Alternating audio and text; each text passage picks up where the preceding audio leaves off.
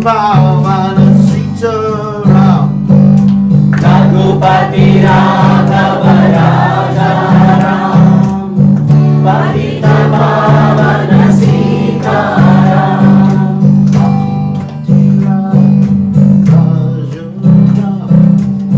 Patita Pavana Sitaram Raghupati Raghava Raja Ram Patita Pavana Sitaram Shri Ram Jaya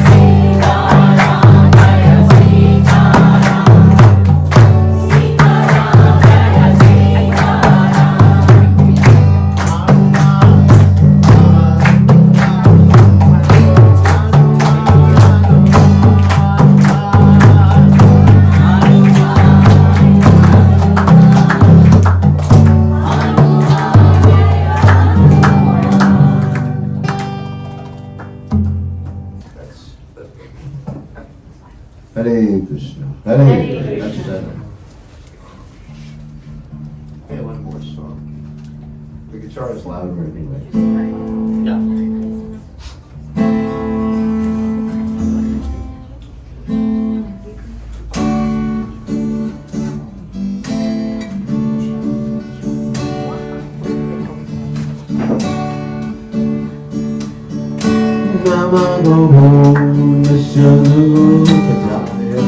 Krishna Paskaya Kuttavai Srimate Bhaktivedanta Samveganiki Navinay Vishnu Padaya Krishna Prestaya Bhutale Srimate Bhakti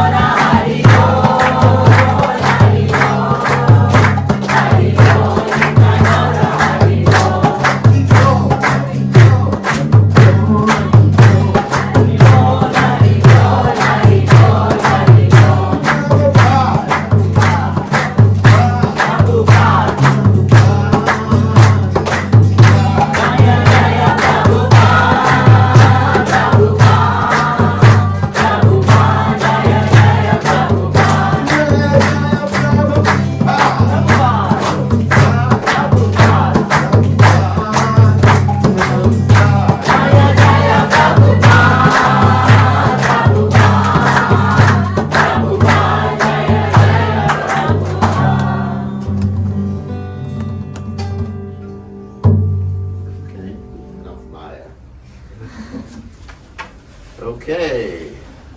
Now we did a question. Yeah. Okay, that was nice. Enthusiastic. Devotees play the drum great. You're great at the drum. Wow. How'd you learn? I learned in the temple as a kid. He was a brahmachari there, and he used to take lessons with him. Very expert. Thank you. Should travel with me. Need a good drum player. Yeah. So, okay, so Miranda Shalakaya Jakshur Militam Yena Chashmai Shikara. So what we do is we ask devotees for questions or topics that they would like to hear about. So, and then we can attempt to answer.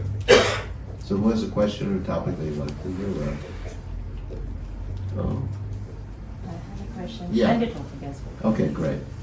Topic is, I'm not eligible to ask this, but I would still ask. It's about manjaris. Manjaris. And So we taught, yeah, Tulsi has many manjaris on and we offered to Krishna to see how they all. no, the little maid servants of Radharani. It's about my pay grade. Anyway, so all right, what's your question? And the question is, how to do first class service and be invisible, like so that pride is kept in check. Oh, how could do first class service and be invisible? That's a good question.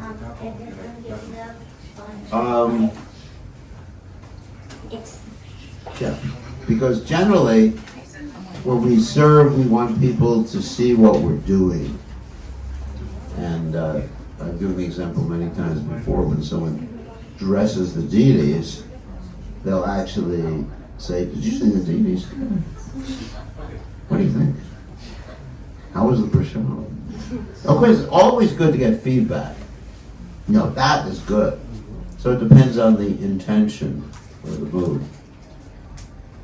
So, to answer your question, it's actually impossible to do first class service and not get noticed.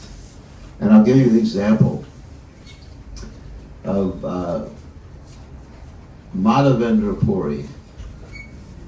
And so Madhavendra Puri one time was in Ramuna. You've ever heard of Ramuna before? Some of you might have heard of Ramuna. Yes, that's where Shri Gopinath is. So he was in Ramuna and he was very humble. He never wanted appreciation.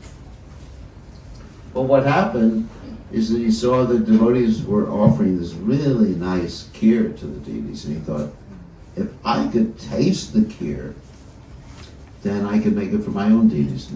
No personal motives. He didn't want to just taste it to enjoy his senses. So he became very embarrassed because at that time they were making the offering to the deities, and he thought, wow, this is very simple. I shouldn't think of eating the deities' prasadam before it's offered to the deities.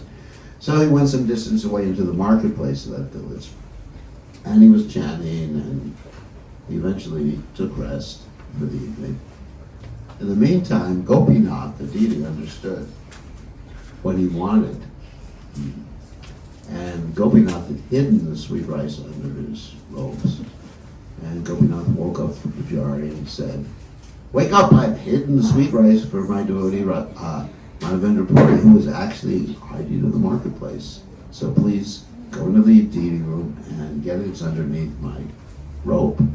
So he went there, got it, brought it to Madhavendra Puri, and he didn't find Madhavendra Puri right away. He cried out, "If Madhavendra Puri is here, please come immediately. You're most fortunate because Gopinath has stolen sweet rice for you." So he stole the sweet rice and he gave it to Madhavendra Puri. Deity stole the sweet rice. And the Pujari gave it to Madhavendra Puri. Madhavendra Puri took it. And from that day, he kept that pot, and he would eat a little piece of that pot every day. So the reason I'm telling this story is that Madhavendra Puri's reputation became widespread after that. And he became very shy about it, and he left the place just so that he wouldn't have to be worshipped or appreciated or anything like that. And it's said, Prabhupada in the purport, that a devotee's reputation follows him. So how not to be appreciated and still be able to do humble service, that's very difficult. Unless you take the example of Lord Rishabhadev, I don't think that's really up your alley, as they say. I don't think you can do something like that. Lord Rishabhadev, when he left this kingdom, he acted like an avaduta and a crazy person. And so that even though he was performing intimate service internally for Krishna, nobody understood, and people would throw things at him and make fun of him and pass air in front of him and everything like that.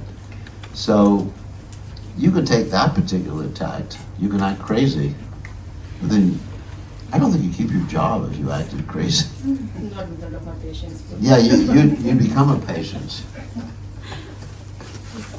You know, if you all of a sudden, oh, Krishna, Krishna, Krishna, Krishna, Krishna. Someone asks you a question, what do you think about this patient? Krishna. Govinda, Govinda. So, basically, I don't know of a way to do that. I mean, you could serve in the background. Whoops. Okay, I mean, replace that with being visible, at least internally. Oh, internally. Yes. So that you're not taking the credit of any of the service. Externally. In any of the service that's done Internally. externally, Everything's internal, everything's, or, yeah. well, first of all, if you're serving Krishna internally, you don't talk about it. Is that where you're going? Yes. Because you're very advanced, serving Krishna internally, but you don't want anyone to know or get any credit for it. Okay, I can understand the question right now. That, just don't talk about it. Don't talk about it except when you're dealing with someone who is in a very advanced spiritual position. Like the spiritual master. You come up to me and say, hey, Gurudev, I just realized I'm a Manjari Gopi. And my name is Krishnini. Krishnini Manjari. And my service is making flower garlands for Radha and Krishna. Yeah, with that, but you don't tell anybody. You know, sometimes we find devotees talk about it publicly and say who they are, but actually if they're talking about it publicly, probably not too accurate. Probably not accurate. I mean, sometimes the acharyas will actually say, like Bhaktivinoda Thakur stated, who he was in the spiritual world, and Srila Bhaktisiddhanta Saraswati Thakur would say. But other than that, it's private. And you just act. Actually, even when you come to a high stage of devotional service, such as the Raganuga platform, you act like you're a neophyte. Doesn't mean you act like you're a neophyte in terms of criticizing devotees, like Kadishta Adhikari. But you act very strictly, in fact, more strictly, following the rules and regulations of Vaidhi. Everybody knows this. First there's Vaidhi, then there's Raganuga, because there's Bhava and Prema. So, but even if you're on the stage of Prema, you will act as if you're following very strictly. Like the 6 Goswamis of Vrindavan, it's described that their sadhana was like lines on a stone. So in other words, they acted, in one sense, like they were just sadhana bhaktas, Vaidhi, engaged in the Vaidhi process. They didn't have to do that. They could have just woken up at any time in the morning or whatever. It didn't matter. But they acted like that. Because they, and first of all, they set a good example for others. So in other words, even if you are advanced devotee, don't act like it. Act humble. Take on some humble service. And actually, externally, taking on a humble service is good too. Like, if if there's a program, maybe cleaning the pots or cleaning the plates afterwards. Actually, sometimes you can see the most advanced devotee is the one who's taken on the most humble service. Like I gave the example previously about my godbrother Jayananda, who was practically the most humble devotee. I mean, if you went to the temple, you'd find him taking out the garbage or fixing the car or something like that. And then Prabhupada said that he went back to Godhead. And Prabhupada wrote a letter of condolence. And he never did that for anyone else. Isn't it? Yeah. Interesting, isn't it? So, all right, good question. Other questions? Yes. Oh. Following the same question, we keep giving credit to our gurus and Prabhupada for any compliments that people give us. But then, No, we should appreciate. yeah. Because actually, if you keep saying it was nothing, it's only my guru doing it. Well, maybe your guru doesn't know how to dress the deities. I always tell the story that I was dressing the deities for a while and I got kicked off the altar because the pujari didn't appreciate it very much. So you can actually, of course, you also give credit to Krishna. And Krishna is the ability in man and women too. And the strength of the strong, the intelligence of the intelligent. That's what he says in Bhagavad Gita. So, but ultimately, you can appreciate it. No one should try to negate appreciation that someone gives you. Yeah, You should the appreciate the person who's appreciation. appreciating don't actually like it too from Yeah, experience. so if you get appreciated, that means you're pleasing the Vaishnavas. And that gives you energy. Someone says, you did this nicely. Not that I'm thinking, oh, that's because I'm so great, I'm so intelligent, and whatever. I'm thinking, wow, that means the Vaishnavas like that. And maybe Krishna liked it. If the Vaishnavas like it, maybe Krishna liked it too. So in this way we like appreciation.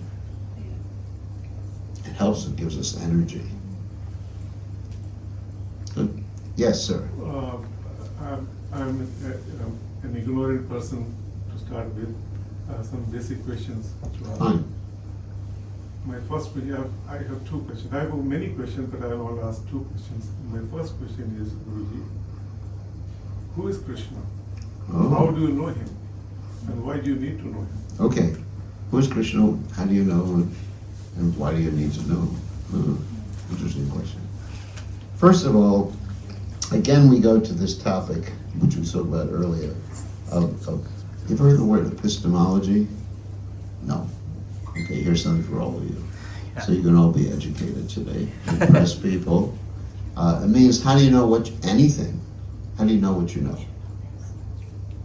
There's different methods of knowing things. One method is called pratyaksha. That means seeing. Like, I know that you're here in this room, right? But that's faulty. Because I could be dreaming. I don't know if I'm not dreaming. How do any of you know that? Yeah. How do you know? I mean, you can Okay. wake up the next minute and find yourself Yeah. in the Maharaj. So, I mean, really, sense perception can be faulty. Sometimes we see things that don't exist, like mirages. And sometimes we don't see things that do exist. So, we generally accept seeing as believing, obviously. But it's not perfect. So how do we know, getting back to the point, anything? Or how do we know, let's see, anything on the absolute platform, perfect knowledge? Okay. Let's talk about perfect knowledge. How do you know who God is? How do you know what happens at the time of death?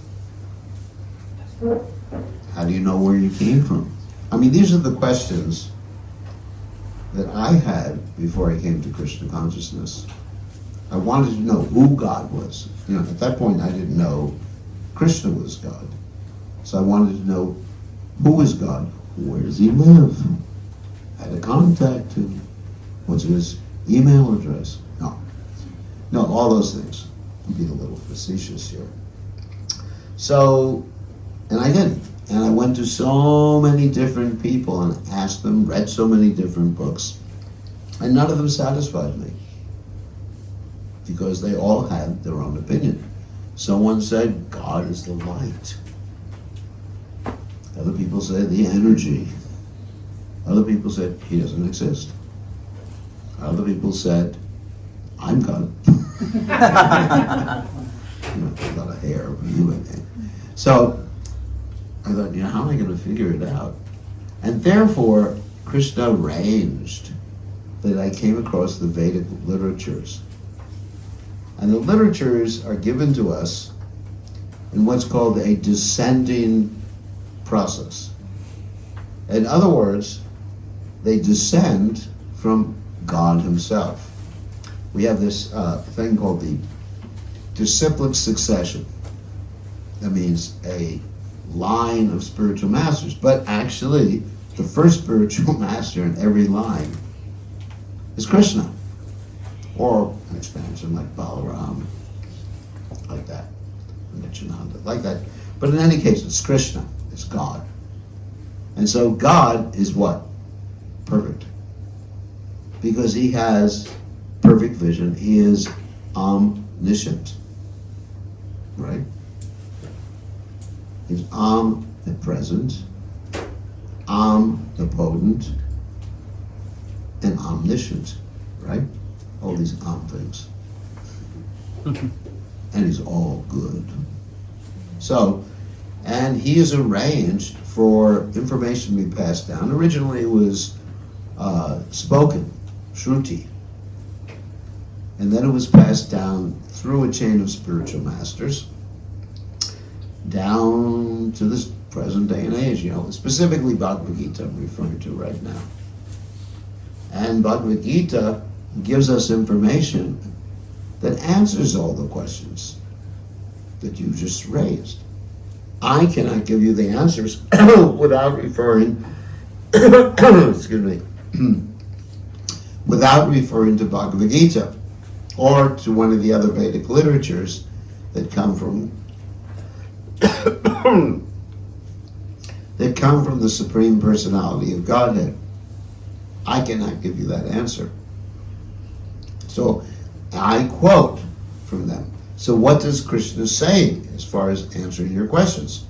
First of all, Krishna says, Aham Adirhi Devanam. I'm the source of all the devas. Krishna says, we quoted these verses earlier today. Matat Parataram Nayat Kinchirastin Dhananjaya Maya Sarvamidam Proktam Sutre Mani Ganaiva. What does that mean?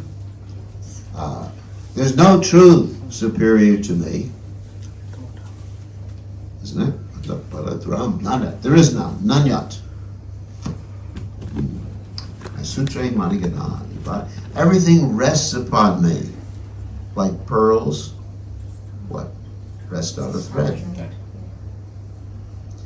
So that's Krishna's words. Direct words. I may have my direct words. He may have his direct words. Sadhuji, whatever. Sadhuji, Bogaji may have his direct words. But Krishna has his direct. So who should we trust? Krishna has perfect senses. He has no tendency to cheat. No reason to cheat. If you own everything, isn't it? Ishavashamidam sarvam. Why would you cheat? You only cheat. And you're only devious when you want something that someone else has. I mean, just sometimes it's necessary for all of us to cheat in certain circumstances. I'll give you an example. One time I was buying a car. So I called for one of my disciples who's expert in cheating and lying. And I asked for him to bargain for me. And he's very expert. It's Gopal. Gopal. Yeah, absolutely. He made the car salesman cry. Yeah, probably the expert. And I walked out with a car that was worth twice what I paid for. So sometimes in the business world, Yeah. but Krishna doesn't cheat. And even in Bhagavad Gita, there's more corroboration that Krishna is God. Even Arjuna gives corroboration. That means facts or quotes that verify that Krishna is God. That's what word corroboration means. He says, Ahus tvam Session-SRB. Another verse I quoted earlier today, isn't it? Param Brahma, Param Dhamma, Pavitram, Param Bhavam, Purusham, Sasato, Divyam. Adi Devam, Aham Vibhavu. Ahus tvam Session-SRB, Deva Shir, Naradas Tatam. That I'm saying this, Arjuna says, I'm saying this about you, but also Narada, Devala, Vyas, they're also saying the same thing. So all this is verified by people who have perfect vision, the great realized personalities like Narada Muni. And Vyas, the author of the Vedic literatures or compiler of the Vedic literatures. And Krishna's saying it about himself. So that's why we accept Krishna as God. I mean, people have so many opinions about the absolute truth, but where do they get their knowledge from? Like I mentioned, either through their senses, or that's what their family told them. You know, why do you worship this demigod? Well, my parents worship the demigod. But are your parents faultless insofar as spiritual knowledge is concerned? I mean, they may be great parents. I'm not criticizing your parents. But they're not perfect. You know, they have so many misconceptions. They make mistakes. Did anyone here ever have parents that never made mistakes? Does anyone here ever not make mistakes? No. I mean, all of our parents made mistakes. So we learn from family tradition. What is that family tradition?